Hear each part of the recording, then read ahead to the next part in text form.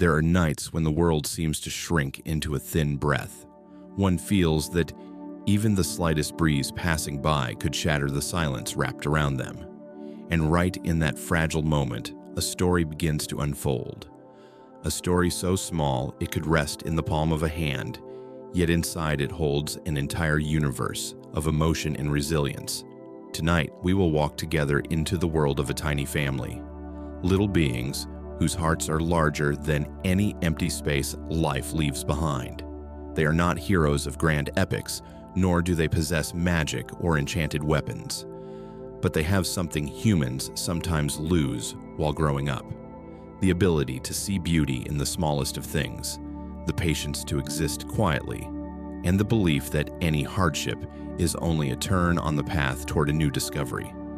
As night falls, as the weight of the day slowly slips off your shoulders, this story will remind you that there is a silent strength always present beneath all the noise. The strength of persistence. The strength of very small steps that never stop. And sometimes, all you need is a whisper to remind yourself that you still have enough within you to continue. A whisper from the world or a whisper from your own heart. Imagine this: on the windowsill of an ordinary kitchen, where the morning light shines through a thin pane of glass, a family is sleeping peacefully. They are so small that every kitchen cloth becomes a soft blanket, every drop of water a rushing waterfall, and every ray of sunlight a miracle illuminating an entire kingdom. In their world, everything is magnified, except worries. Every challenge becomes an adventure, and every change is an opportunity to begin again.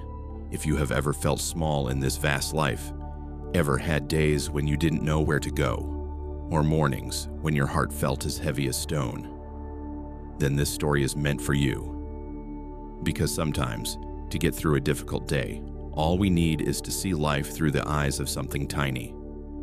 To notice the beauty even when everything feels too big, too overwhelming, too distant.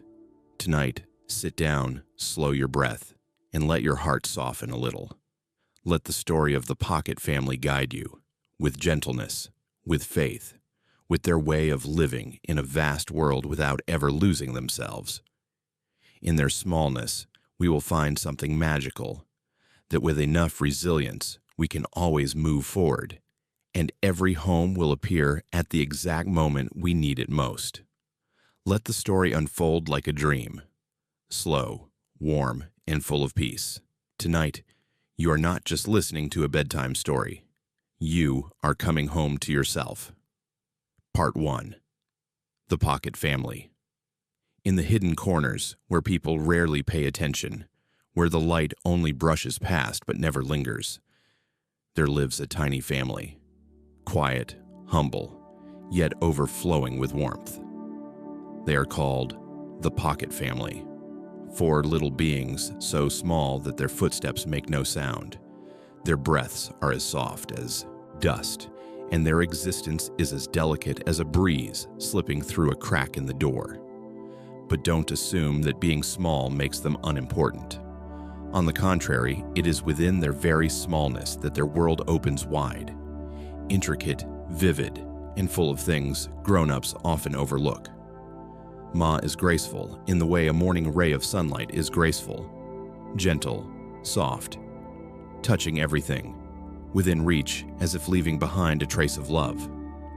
Pa is the small stone that keeps their whole world steady. In his eyes there is always a calm, trusting look, as if he knows that no matter how big the world becomes, his family will still find a place to belong. Matilda, the smallest of them, walks lightly but holds a wide-open heart. She can stand for hours watching a drop of water slide along the side of a glass, then fall, as if observing an entire cycle of life. Joe, strong, curious, bursting with energy, is the laughter, the breath, the lively heartbeat that keeps the tiny home from ever being dull.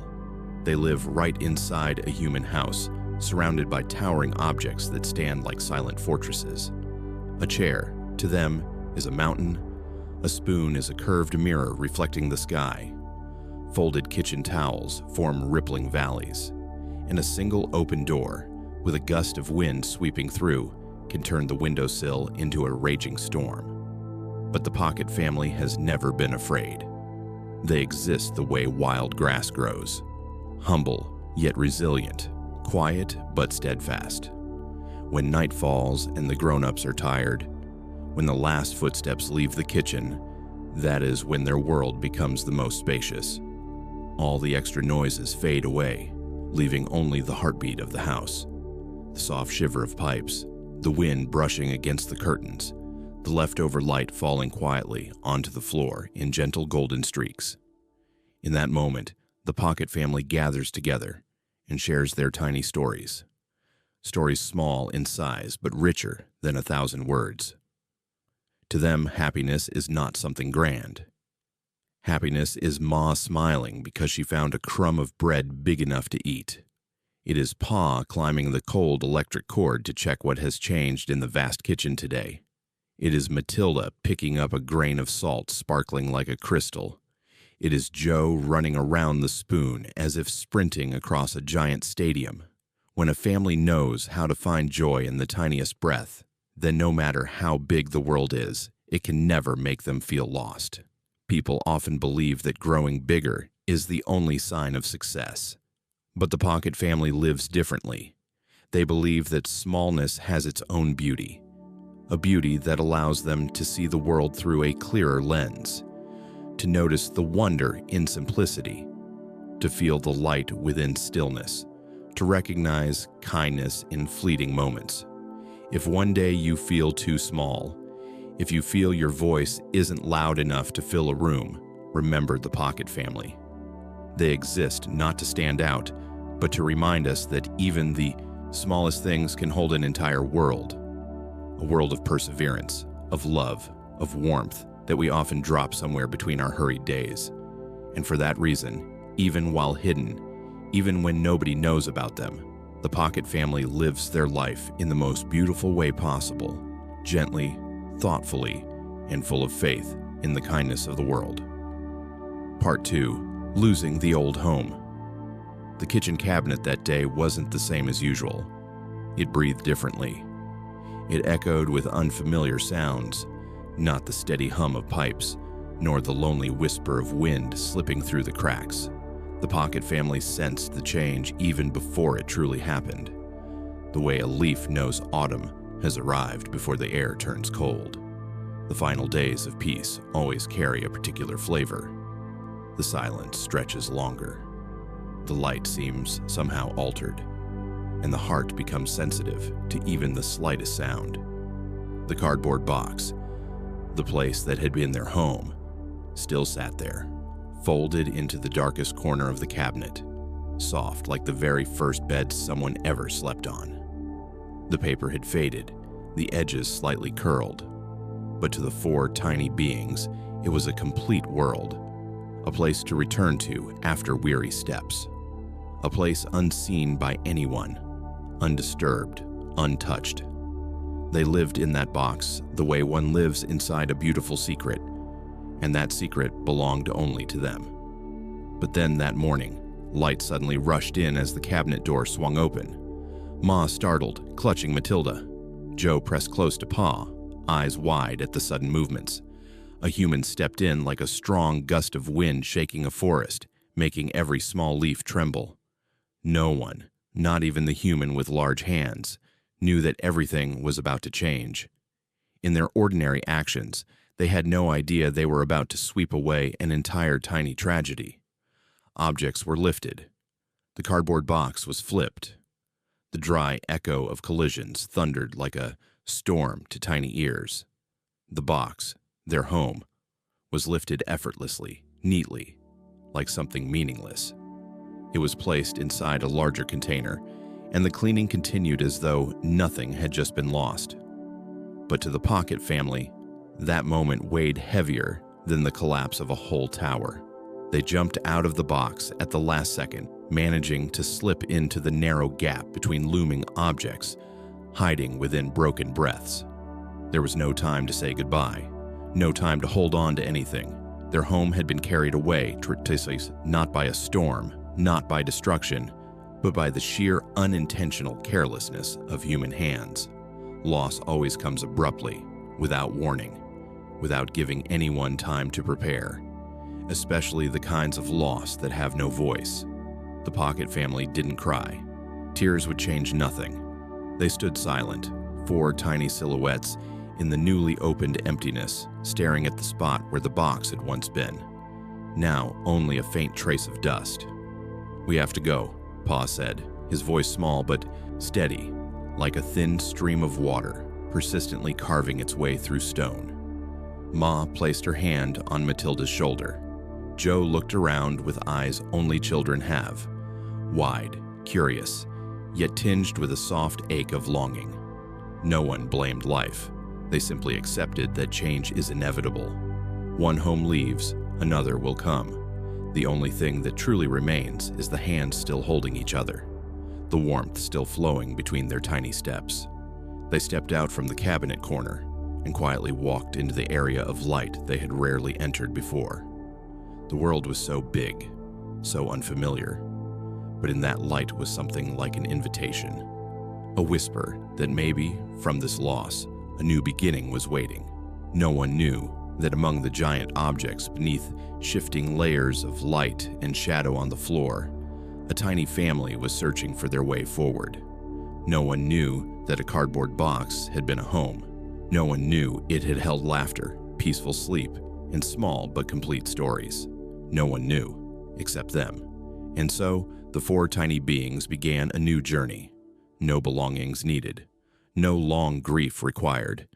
Some things can only be carried in the heart, not in the hands. The old home was gone, but the family remained. And sometimes, that alone is enough to stay standing against the whole world. Part 3. Staying temporarily on the windowsill. After leaving the old cardboard box behind, the Pocket family stepped into a vast, open space they had rarely paid attention to before. The kitchen felt so wide, it was as if they had wandered into a distant land, a place where everything stood tall, deep, and silent in a way that could overwhelm someone so small. But Pa, with his natural calmness, simply looked around for a moment and then gently pointed toward the windowsill. There, the afternoon light slanted into a long beam, warm enough to feel like an invitation. Without needing to discuss it, they all moved toward that light, as if they all already knew that was exactly where they needed to go. The windowsill wasn't a large place, but to the Pocket family, it carried the perfectly sized beauty of a temporary refuge. Not too exposed, not too cold, just enough of a resting point to breathe, to see, and to be quiet for a while. They climbed up with tiny, whisper-like steps. When they touched the smooth wooden surface, the first feeling wasn't unfamiliarity, but comfort, as if someone had laid down a gentle heart there just to welcome them. On the first night, all 4 lay close together, wrapped in a soft kitchen towel that Ma pulled over them, turning it into the warmest blanket they had ever known. From this spot, they could hear the kitchen breathing, the soft vibration of the air conditioner, the low murmur of pipes, the wind slipping through the cracks of the door. Those sounds, which might annoy someone else, felt to them like a comforting symphony, a steady heartbeat reminding them that the world was still continuing, gently and without demanding too much. The next morning, something strange and beautiful happened. Dawn slipped through the thin glass, spreading soft golden streaks across the windowsill. The light touched Ma first, making her cheeks glow like a blooming flower. Then it touched Pa, nudging his eyes open with a rare peacefulness. Matilda rubbed her eyes, looked out, and smiled as if the sun were smiling back at her. And Joe, always the quickest of them all, jumped up and ran to the edge of the sill, his tiny feet testing the warmth of the sunlight as if to see whether it was hot. In that moment, the Pocket family realized they had found what they needed most after the upheaval: gentleness. The windowsill, though small, seemed to hold the tenderness of light and return it to them every morning. They sat together, quietly watching the sun slowly rise. No one spoke, but the silence wasn't an emptiness. It was completeness. A morning so beautiful it needed no words. In the days that followed, they began to see this time as a long vacation. Not a vacation in the usual sense of beaches or breeze, but a vacation of the mind, when the burdens of life could be set down for a while. Pa said every family needs a moment of distance to look back, and the windowsill might just be the gentlest kind of distance they could have. Ma loved the scent of wind, carrying hints of grass from the garden behind the house. Even though they had never actually set foot there, just looking at it through the glass made her feel as though she were standing at the threshold of a hopeful place. Matilda watched the changing light throughout the day, from pale yellow to soft white, and then back to pinkish orange. And Joe treated the windowsill as a playground, a place to run, climb, and imagine adventures he was sure he would chase one day. At night, the windowsill transformed again, becoming a space where moonlight poured in like a soft silver mist. They sat together, gazing at the moon floating in the sky, wondering whether other beings, much larger than them, ever noticed such gentle beauty. Maybe not. Perhaps only small hearts have enough patience to see what busy people often miss. The Pocket family didn't know whether the windowsill would remain theirs forever, or only be a stop along the way. But sometimes, one doesn't need to know the answer right away. It's enough to know that here, in this moment, they are safe. They have light. They have each other. And they have just enough space to breathe, to dream, to feel the world opening in the most tender way. If someone asked them, "How long will you stay here?" they probably wouldn't have an answer, but perhaps they wouldn't need one. A temporary place can sometimes be the deepest healing place. A small windowsill can become a whole summer of the soul. And so, in the soft gold of morning and the silver blue glow of evening, the Pocket family slowly forgot their earlier loss. Instead, they found a new kind of freedom, the freedom of acceptance, of living by the natural rhythm of each day. Time drifted lightly, like strands of sunlight falling, and the Pocket family understood that sometimes the places we come to only for a while become the places we grow to love the most. Part 4. Observing the Granger family. The Granger family moved in on a morning filled with noise. To humans, it was simply the familiar liveliness of a moving day. Quick footsteps, boxes opening, wheels of a dolly rolling across the floor. But to the Pocket family who were tucked on the kitchen windowsill, it was like a great wind sweeping through a small forest. Every sound magnified into something weighty. Ma pulled Matilda close, her tiny hand trembling. Joe stood pressed against Pa, his eyes wide, more curious than afraid. The four little beings watched from afar, as if seeing a painting revealed layer by layer. In the days that followed, the house was no longer the quiet land they once knew. But this change did not bring harshness or unrest, only a new rhythm of life. Children's laughter echoed through the hallways. A mother's voice calling from the living room rippled softly through the kitchen. Objects moved about, water ran, and a gentle humming filled the afternoons. All the sounds blended like musical notes. The Pocket family slowly realized this was not noise. It was the sound of life. The Granger mother had light footsteps and a natural gentleness that needed no words to be felt. Whenever she walked through the kitchen, the whole room seemed to soften. Her voice was low, not high or sharp, but warm enough to soothe the tired heart. Sometimes, after her daughter had gone to sleep, she would sit by the table, resting her chin in her hand, gazing at the empty space as though speaking to silence itself. The Pocket family didn't understand her inner thoughts, but they recognized something familiar: loneliness and strength coexisting in the same person. The Granger girl was the opposite. A little beam of light always in motion. She loved running across the floor, her small feet tapping rhythmically. She loved singing improvised songs without any particular tune. She loved talking to objects that could not talk back. Once, she placed an apple on the table and said, "You have to sit still so I can draw you." The Pocket family watched from beneath the table, and Matilda whispered, "If she saw us, she would talk to us like that too." Pa nodded softly. Small beings always have an instinct to recognize kindness. Every night, the Pocket family would sneak to the windowsill near the girl's bedroom to listen to the mother read stories. Her voice, sometimes deep like the night, sometimes bright like candlelight, guided each sentence, turning every page into a doorway. The Pocket family could not clearly see the illustrations, but they could feel the heartbeat of the room shift with each passage, quickening during moments of excitement, slowing during gentle scenes, and when the story ended, the moment that touched them most wasn't the final line of the tale, but the tender kiss the mother placed on her daughter's forehead. A soft touch, yet it carried an entire sky of affection. The Pocket family had never felt so close to humans before, not directly, not through speech, but through actions adults often think no one notices. Pa once said quietly, "Goodness always leaves a trace." Ma asked, "What kind of trace?" Pa replied, "Not one the eyes see, but the heart feels." From then on, Matilda called the Granger mother the warm-hearted one. Joe called the girl the little lantern. And truly, on nights when the kitchen was dark, the sound of the girl's laughter from the next room was enough to brighten the entire windowsill.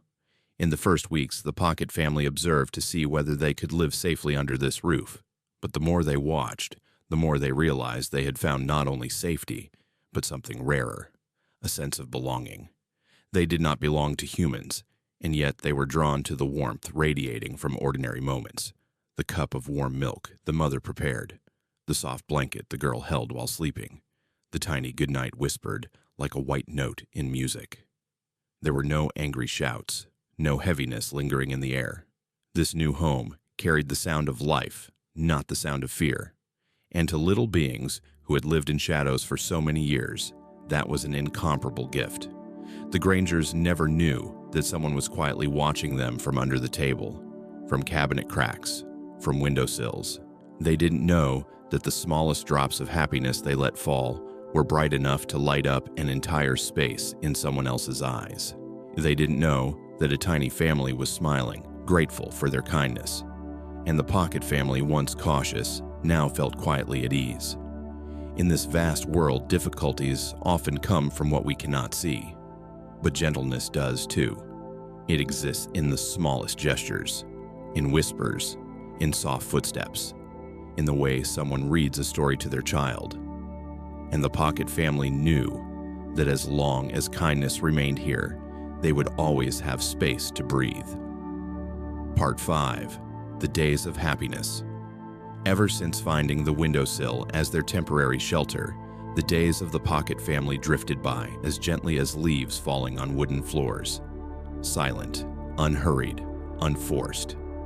They lived like invisible travelers, wandering through the vast kitchen while the outside world remained unaware of their existence.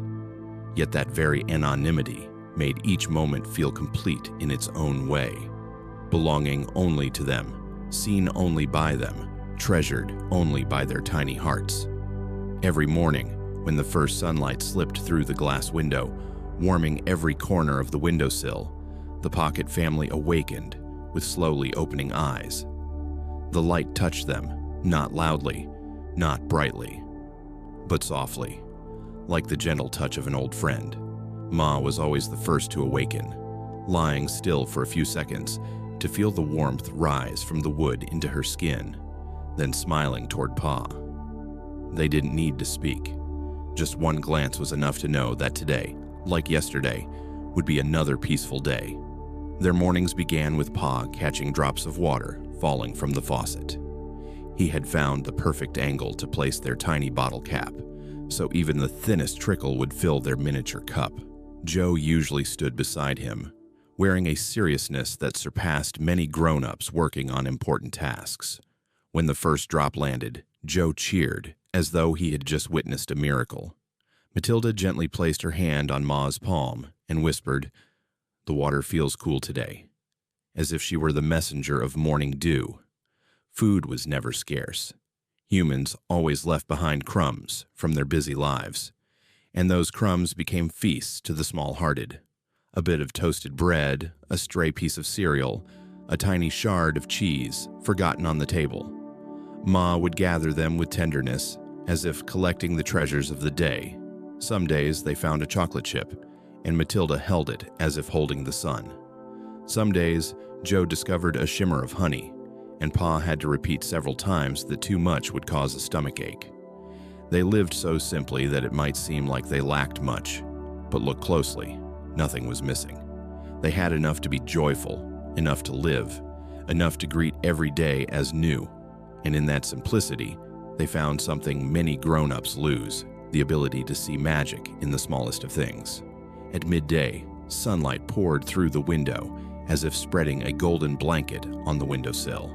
The Pocket family lay still, letting the warmth flow through them.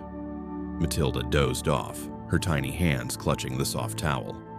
Joe rested beside Pa, eyes half closed, yet still peeking, as though afraid to miss anything interesting. Ma often used the time to mend a corner of the towel or arrange the tiny items they had collected. Sometimes Pa told stories, simple ones without beginnings or endings, yet enough to draw a quiet smile from Ma. In the afternoons, when the light turned gentle and the breeze drifted in from the garden, the four of them would sit close, gazing outside. To their eyes, the garden was an entire world. The rose bushes stood as silent forests. The water tub glimmered like a silver lake, and the wooden fence looked like a grand wall guarding a mysterious kingdom. Just by looking, their imaginations traveled to distant lands far beyond what their tiny feet could ever reach. At night, when every corner of the house dissolved into darkness and the last sliver of light withdrew like a silent guest, the Pocket family once again listened to Mother Granger reading bedtime stories. Her voice, smooth as silk, sliding across the floor, each word falling like gentle raindrops on a lake, lulled them. They didn't understand every sentence, but they understood the feeling: tenderness, care, peace. Those sounds became their lullaby, softening Ma's eyes, relaxing Pa's shoulders, carrying Matilda and Joe into sleep like drifting little cotton seeds in the night. Those days, full of light, full of warmth, full of beautiful quiet, passed without counting, without demanding, without holding them hostage. The Pocket family didn't know how long the days would last, nor did they need to know.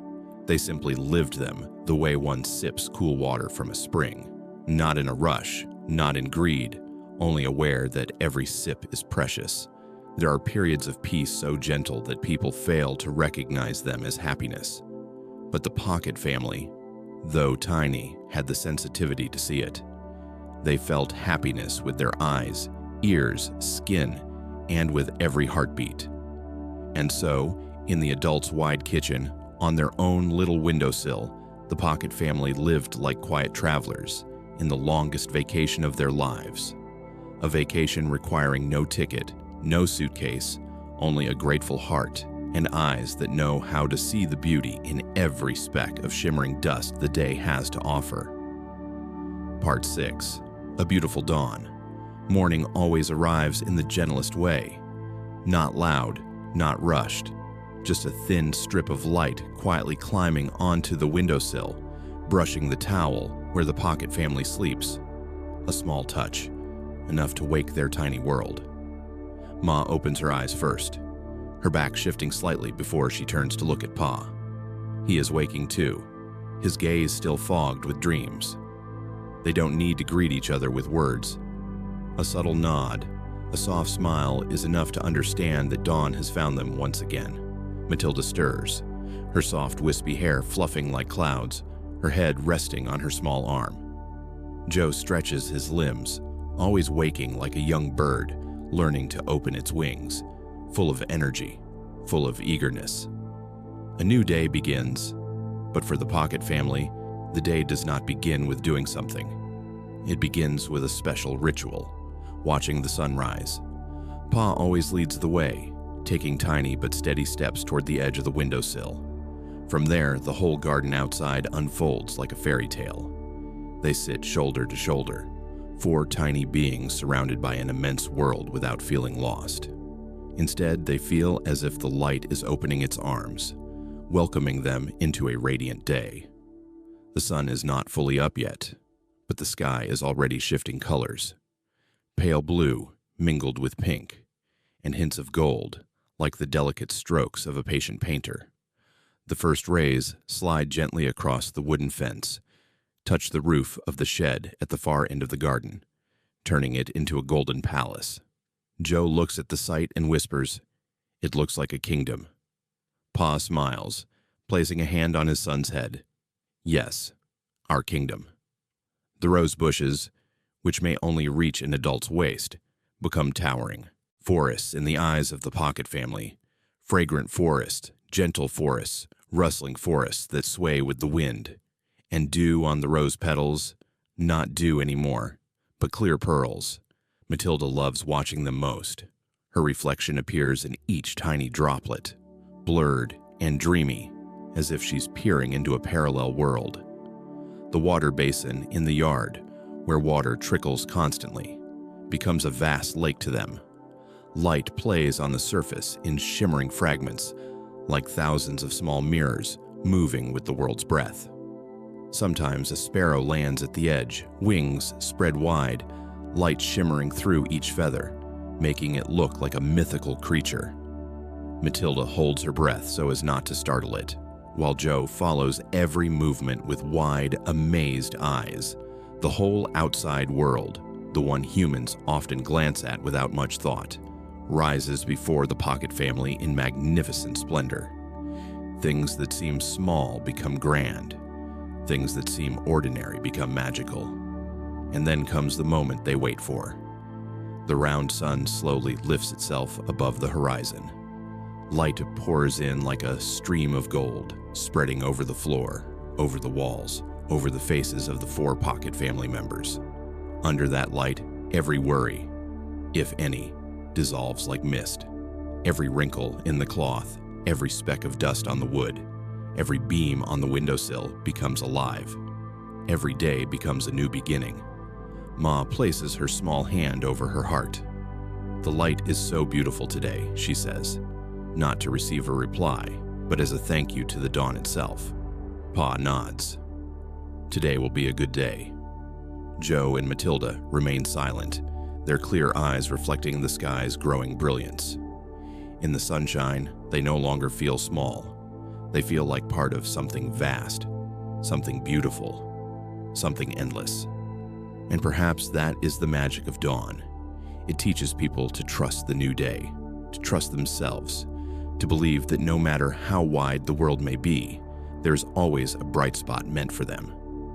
So every morning, they sit there together, never missing a sunrise, never growing tired of it. Because it isn't just the sun that rises, hope rises too, slowly but surely. Part 7. The decision to find a new home. As the Granger household gradually returned to its steady rhythm, no more boxes shifting, no more hurried footsteps echoing through the halls. The Pocket family began to feel that their temporary life on the windowsill had reached a point where a new direction was needed. They still loved the sunrise spreading across the wood, still cherished the drops of water collected from the faucet, still appreciated the peaceful days drifting by. But somewhere within them, a small voice whispered that it was time to find a place that truly belonged to them. Pa was the first to notice it. He sat quietly one afternoon in the sunlight, watching the shimmering spots dance across the window glass. "We need a home," he said, not loud, not soft, just enough for the other 3 to hear. Ma nodded gently. She had thought the same for a long time but hadn't spoken, not wanting to disturb the fragile peace they were living in. Matilda lifted her face, her eyes wide like deep wells. Joe, as always, tilted his head, ready to receive whatever Pa said. "Find a home," Ma repeated, her voice like a thin breeze. It wasn't a statement filled with worry, but rather a soft rhythm, like the calling of a new path. None of them wanted to leave the windowsill, the place that had given them days as beautiful as dreams. Yet they understood that life, no matter how small, still needs a clear space. A place that can be called home, not just a spot to stay. They talked about it in the evening when the kitchen was bathed in warm golden light. There was no tension, no one argued. They simply sat closer, feeling the warmth from the shoulders beside them, and spoke in gentle tones. "Each of us will choose a place," Ma said. Pa nodded. "We'll see who finds the most suitable spot for all of us." Joe raised his hand as if agreeing in a formal meeting. Matilda smiled, her cheeks glowing like tiny apples, and so they agreed, each with a choice, not to compete, but to share. The Pocket family may be small, but their hearts are as wide as the world beyond. In the days that followed, they began exploring every corner of the big house. Not far, not fast, not afraid. Pa led with steady steps. Ma followed, carefully observing each detail. Joe and Matilda walked on either side, like tiny explorers searching for treasure. Sometimes they stopped at the base of the refrigerator, where cold air seeped out. Sometimes they looked up at the high shelves, where the light streamed down in long beams. Sometimes they stood beside the leg of a chair, gazing up at the wooden bars rising like pillars in a grand hall. Every place they visited awakened a new feeling. But not every place felt like, "This is home." Pa needed warmth. Ma needed quiet. Joe needed liveliness. Matilda needed beauty. And all four of them needed safety. Something only the heart can recognize. Something no eyes can measure. After each little exploration, they returned to the windowsill, sitting close, sharing what they had seen. No one criticized anyone's choice. No one dismissed it. They listened to one another the way one listens to a gentle breath. And then Pa said, "Home doesn't have to be perfect. It just needs to be a place where we feel peaceful together." Ma smiled, her eyes soft beneath the warm light. "What we're looking for isn't in four walls," she said. Matilda leaned into her. Joe rested his head on Pa's shoulder. The kitchen was silent, with only the hum of the refrigerator and the gentle breathing of four tiny bodies filling the air. They didn't need a plan. They didn't need debates. They only needed to be open to possibilities. And when the right moment came, they would know. The place meant for them. On the final night of their discussion, Matilda whispered, "I hope the new home has a place to watch the sunrise." Pa replied, "We'll find it." Joe added, "And a place with the sound of water." Ma said softly, "And warmth." Pa concluded, "In a space wide enough for us to sit together." No one mentioned fear. No one mentioned hardship. They spoke only of hope, as if it were the only material needed to build a home. And indeed it is. Hope has the shape of light, intangible, yet always present. That night, the Pocket family fell asleep on the windowsill beneath a moon as thin as a strand of thread. They didn't know what tomorrow would bring, but their hearts were calm enough to wait.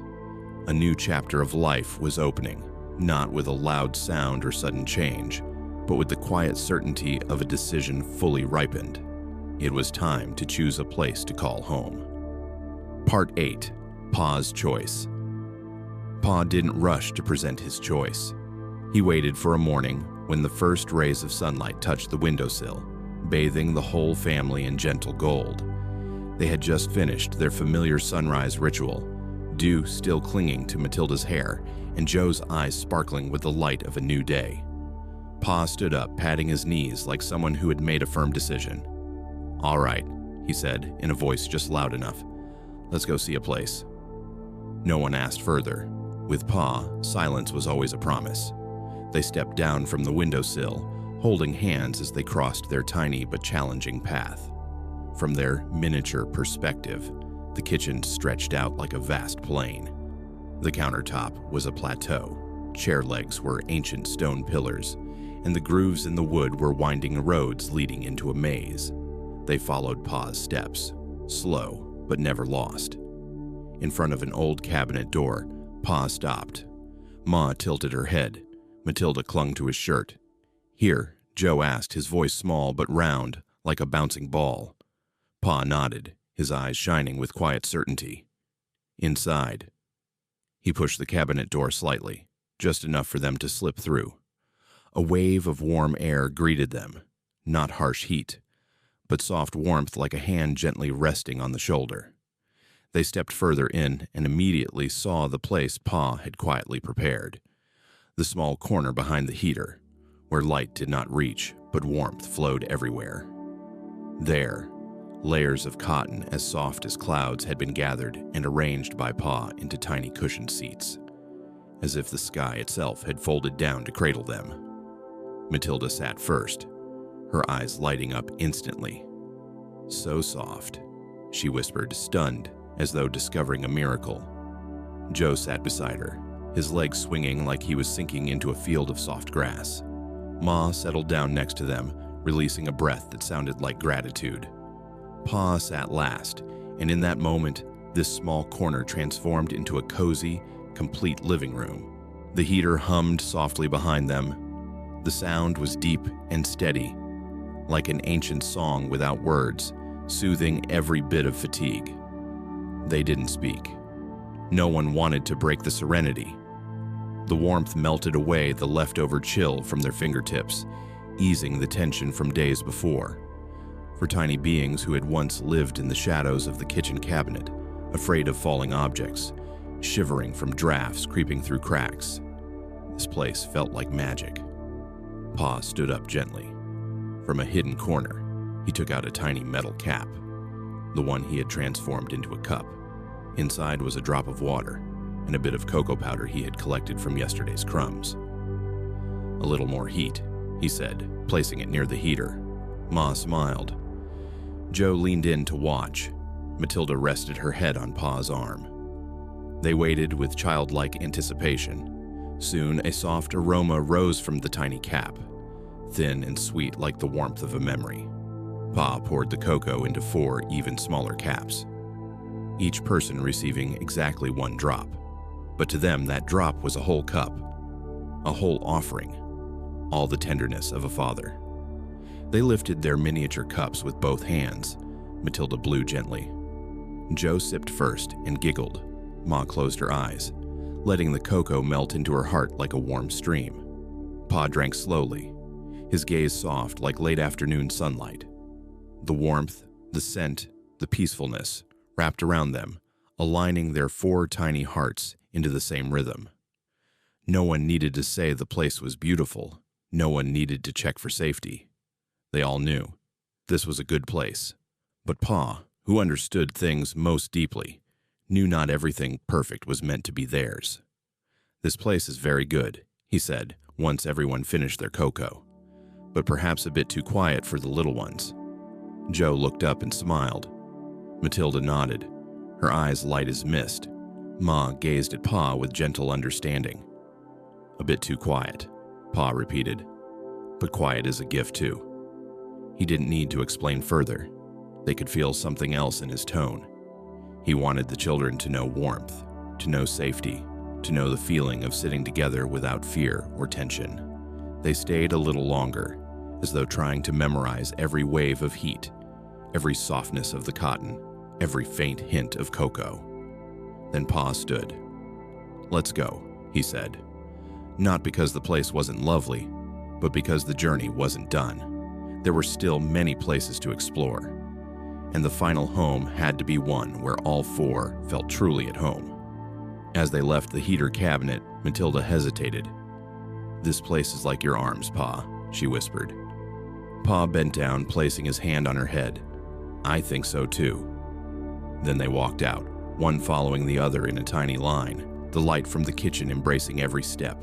The journey to choose a home had officially begun, and Pa, with his calm and warmth, had opened the very first door of this adventure.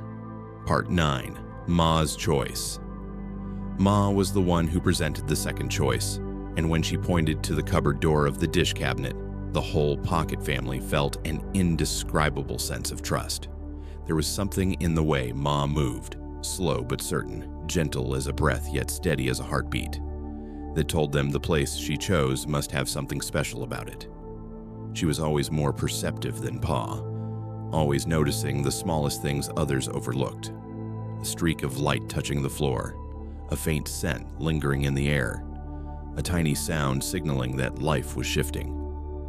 Ma led the way, and the family followed, crossing the kitchen floor, passing table legs and chairs, toward a large cabinet door with frosted glass. When Ma gently pushed it open, A radiant world revealed itself before their eyes. The dish cabinet, under the soft, reflective light, looked like a treasure vault. The smooth white plates stacked in tiers rose like mountain ranges. Glass cups sparkled as though holding an entire sky inside. Tiny teacups, delicately patterned porcelain, round glossy bowls like polished mirrors, all arranged as if for a secret exhibition for eyes that knew how to appreciate beauty.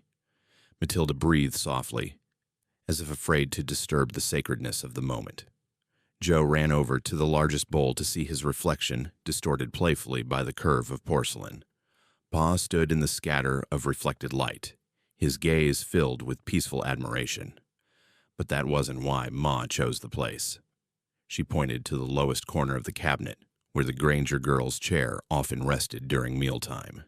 The girl ate happily, turning and shifting constantly, and with each movement, tiny cereal pieces fell to the floor, small for her, but soft bread-sized for them. Morning, noon, or afternoon, there were always bits of food left behind, enough that the Pocket family would never worry about hunger. The food here came from a child's innocent carelessness, but in that carelessness lay the quiet abundance of life. Ma understood better than anyone. A home needs stability, and here, stability arrived in every fallen cereal piece. She laid down the bottle cap she had prepared earlier, like a miniature table.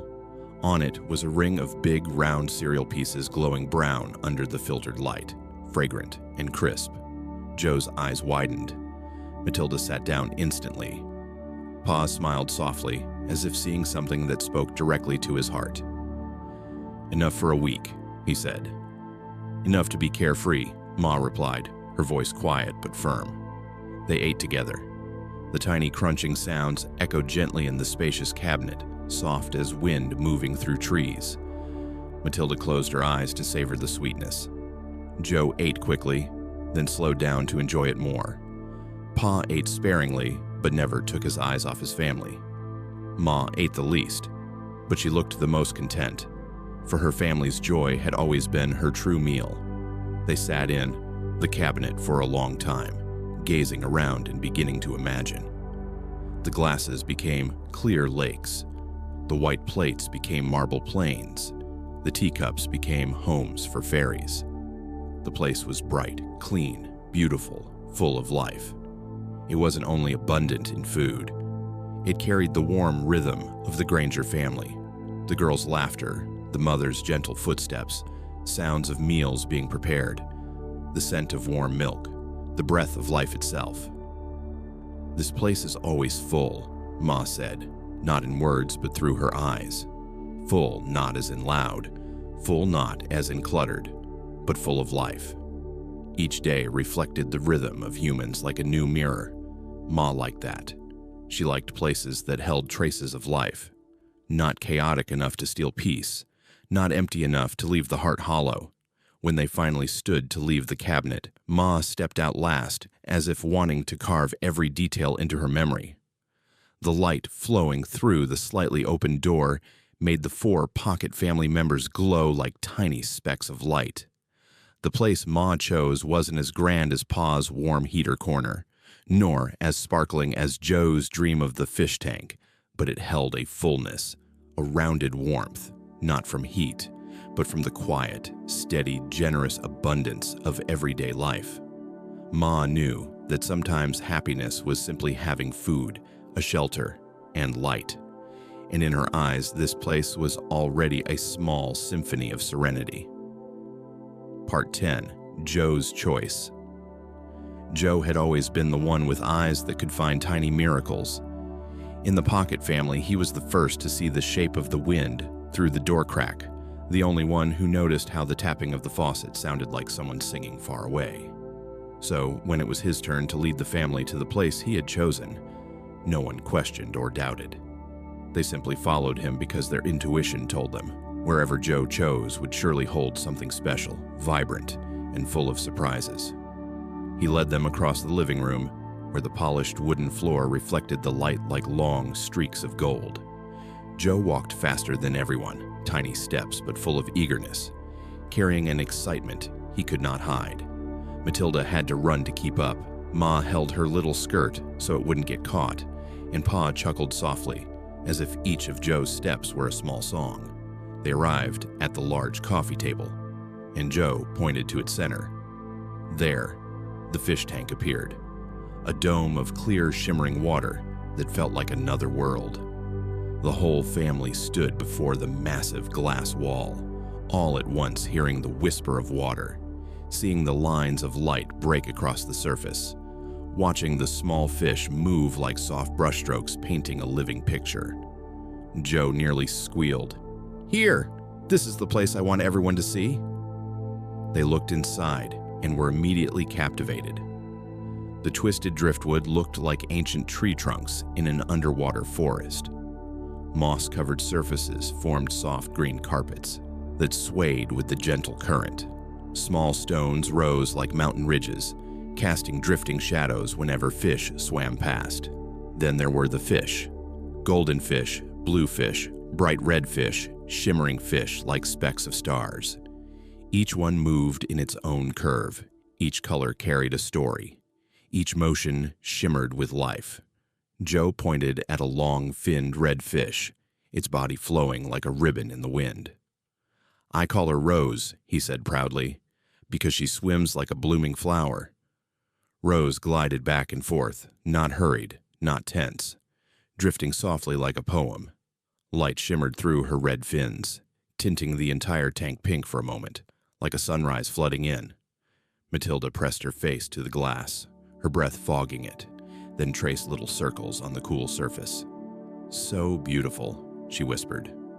Ma stood beside her, her voice soft. "So full of life." Pa observed quietly, his deep, steady eyes holding every detail. Here, everything moved. Unlike Pa's warm heater corner, comforting but still. Unlike Ma's dish cabinet, abundant but quiet. Here, everything changed every second. Light danced, fish swam, bubbles popped with tiny sounds. The whole atmosphere felt like a living symphony. Sometimes low, sometimes bright, sometimes shimmering, sometimes deep. Joe loved that. He loved the feeling that life never stayed still. He loved seeing motion in the smallest things. He loved sensing the flow of time right before his eyes. Pa looked at his son, then at the fish tank, and he understood. Inside Joe's heart were rhythms unpredictable, yet brimming with energy. The boy longed to witness beauty, not the still kind like a painting, but the living kind that breathes and transforms endlessly. The fish tank was its own universe, and Joe wanted to be close to it. "Every day I can watch Rose swim," he said, his eyes sparkling like stars. "Every day there's something new to see." Ma nodded. "It's lively here," Matilda giggled. "Lively and full of colors." Pa placed his hand on Joe's shoulder. "Beautiful, just like you feel it." Joe bowed his head slightly, his cheeks tinting pink, but his smile rounded and radiant. "I know this isn't a place for the whole family," he said softly, "but I want everyone to see. That beauty can be a home too. If we love something truly, then anywhere can feel like peace." The other three said nothing. They simply stood beside Joe watching Rose glide through the water, gently dancing, and in that moment, the beauty in the fish tank wasn't just outer beauty. It was beauty, reflecting what lived inside Joe's heart. Finally, Joe stepped back, the light of the tank casting a glow on his face. "Let's go," he said, though a hint of longing lingered in his voice, as if a piece of his heart remained in that clear, shimmering world. The Pocket family continued their journey, carrying with them the magic of the fish tank, its vibrancy, its colors, its endless movement that Joe loved so dearly. And Rose, the little fish, kept swimming in her own universe, soft as rain, bright as dreams, forever holding the memory of a tiny boy who named her with his whole heart. Part 11. Matilda's Choice. Matilda stepped forward to lead the way with a quiet certainty, the kind of quiet that comes from someone who knows the place she's about to reveal is the right one. She didn't say much, but the way she placed her tiny hand on the wooden floor, and directed her gaze behind the sofa, signaled that her chosen spot would be unlike the others. There was something in her walk, small but steady, that made the Pocket family follow her, as though drawn by an invisible force. She led them around the sofa, towering like a hill, squeezing through the long carpet fibers soft as grass, then stopped before a sight that made all three of the others exhale at once. A sound as soft as rain falling. The dollhouse, standing there like a tiny castle, carved and crafted with meticulous care. 3 floors unfolded like pages of a storybook, curved staircases, bright and tidy rooms that all looked as though they had been prepared just for them long ago. A streak of soft golden light slipped in through the miniature window, illuminating the entire dollhouse. Warm, alive, wonderful. Matilda didn't rush to speak. She let them look, let wonder slowly bloom in Pa's eyes, let radiant surprise spread across Ma's face, let pure delight open on Joe's smile. She stood quietly, hand resting on the edge of the house as if presenting a secret she had carried in her heart for a long time. Pa stepped closer and tapped the staircase lightly. The sound rang perfectly, solid, beautiful. Ma bent down to touch the tiny bedroom carpet, its softness sending a shiver through her, as though she were touching a distant memory of comfort. Joe ran into the tiny kitchen, placing his hand on the miniature fridge handle and laughing out loud. It even has a door handle. And Matilda, still standing there amid their amazement, smiled gently. The house had a living room larger than any place they'd ever known. A double bedroom for Pa and Ma, with a purple blanket soft as mist. 2 smaller rooms, enough for Matilda and Joe to have private spaces for the first time in their lives. On the top floor, a window opened straight toward the garden, where roses bloomed like little red flames in the sunlight. Matilda placed her hand on the frame of the window in her room, eyes glowing like a quiet whisper. "I want to wake up here." Joe nodded eagerly. "I want the room next door. From here you can see the fish tank." Ma smiled, not hiding the pride in her voice. "This place is so pristine." Pa folded his arms and nodded firmly. "Steady. Safe." This place had everything, but not just material things. It held the breath of childhood from the Granger girl, the careful touch of the mother's hands, the imprint of stories read in a sweet bedtime voice. Everything in the dollhouse seemed to echo something essential, the feeling of home. No need to imagine, no need to repair. Every room had a clear purpose. Every object was placed just right. Every corner was bright, clean, and inviting. Matilda turned back to her family, her tiny hair catching the golden glow from the window. "I knew everyone would like this place," she said, her voice small but certain, like a droplet falling in just the right spot to create a perfect ripple. Then the family fell silent. But it was a silence full of agreement, the kind of silence where nothing more needed to be said. The answer had already revealed itself the moment they saw the open door. They stepped back to take in the full view. The dollhouse stood there, not grand but perfect. Beside it was the toy car, a tiny vehicle just big enough for them to roll through the living room, visit the fish tank, stop by the windowsill to watch the sunrise, and return home with just a few turns of its wheels. "All we need," Pa said. "All we want," Ma added. "All the things that make me happy," Joe chimed in. Matilda smiled and concluded, "and everything that feels like home." In that moment, standing before the miniature house in the vast room of humans, the Pocket family knew their journey was complete. They had found their place. A place not just to stay, but to live, love, dream, and grow. A gentle new chapter waiting for them there, among the tiny stairs and sunlit rooms.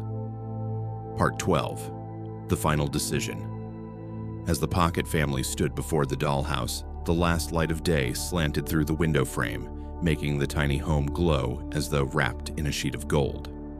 No one spoke immediately. It seemed everyone already knew the decision had been made the moment Matilda opened the door to reveal the 3 floors, with soft carpets, little staircases, and charming beds. Yet they remained there a little longer, letting their hearts catch up with their minds, letting joy settle and expand fully inside them. Pa was the first to nod. He didn't say much, just placed his small hand on Ma's shoulder. That nod alone was enough for the entire family. Ma looked at him, then at the house before them, her eyes brightening as though she were seeing the image of a home they had only dared to dream of. "It's beautiful," she breathed. Not a compliment, but an acknowledgement, a recognition that their long journey searching for shelter had finally led them to their resting place. Matilda stood nearby, her tiny eyes sparkling. Joe ran around the dollhouse, each step filled with delight, as though he were circling a real palace. "The house has an elevator," Joe exclaimed. Pa laughed. Ma shook her head, though her lips curved in a fond smile. And when the wonder slowly calmed, when every perfect detail had been admired and memorized, Pa spoke gently, "Let's vote." The moment turned a little solemn but also soft, like a family ritual. Joe raised his hand first. The dollhouse. Matilda raised hers next, smaller but steady. Ma lifted her hand gently. Pa raised his last. 4 tiny hands, 4 voices aligned in one choice. It was done. No debates, no hesitation, just unity. The very thing that had kept them together through dark seasons and wandering days. After the vote, they sat outside for a while longer, as though wanting to look at the place that would become their home.